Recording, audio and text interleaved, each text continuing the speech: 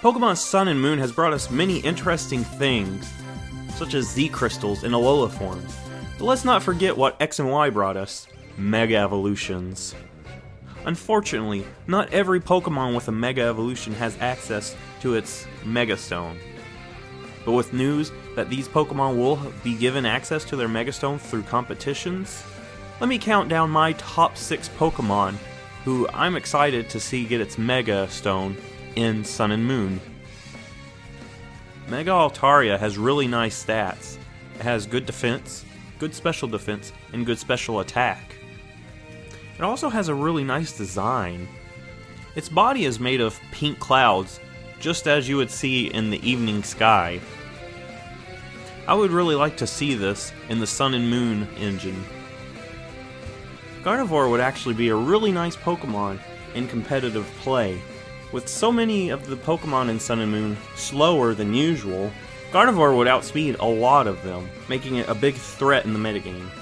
Unfortunately, right now you cannot get a Mega Gardevoir, but a Mega Gardevoir would be really nice to have. In Sun and Moon, some of the mechanics of Mega Evolution was changed. Previously, whenever you Mega Evolved, the ability would stay the same that first turn. It wouldn't be until the next turn that the ability would change to the Mega Evolution's ability. And this made Sableye pretty good, since you could get a Prankster Will-O-Wisp even though you Mega Evolved. But with this change, Sableye loses its Prankster ability on that first turn. But there is a Pokemon that would benefit from this change: Banette. Giving Banette Prankster on the first turn would be really awesome. It would probably be a lot more useful than it was in the previous metagames.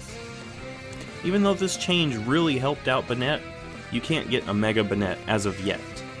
The next spot on my list actually has 2 Pokemon, and they're on here for the same reason: Mawile and Camerupt.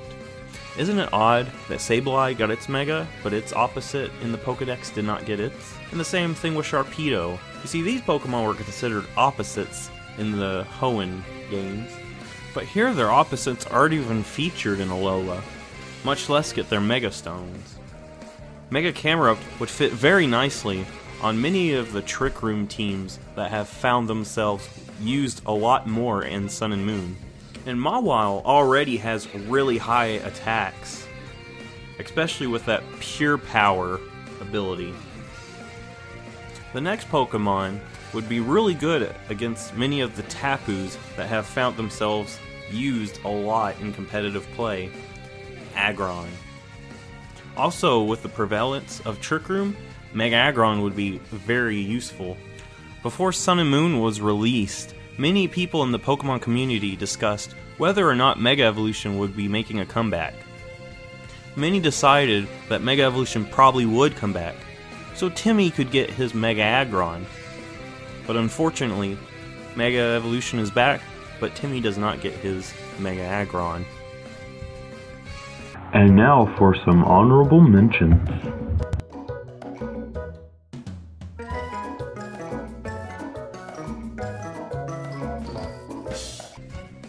The last Pokemon is a Pokemon that would benefit greatly from the change of Mega Evolution mechanics. Before, just like the ability, the speed of a Pokemon was determined before it Mega Evolved. Now that a Pokemon's speed is calculated after it Mega Evolves, this Pokemon would probably be used on most teams. Mega Beedrill. Mega Beedrill would be a threat to all the Tapus who found their way to Mega Beedrill. Mega Beedrill could also U-turn that first turn if it was in a sticky situation. In Generation 6, most Mega Beedrills had Protect, so that they could survive that first turn and then get their speed. But now, Protect could be replaced with any of the other moves that Beedrill finds.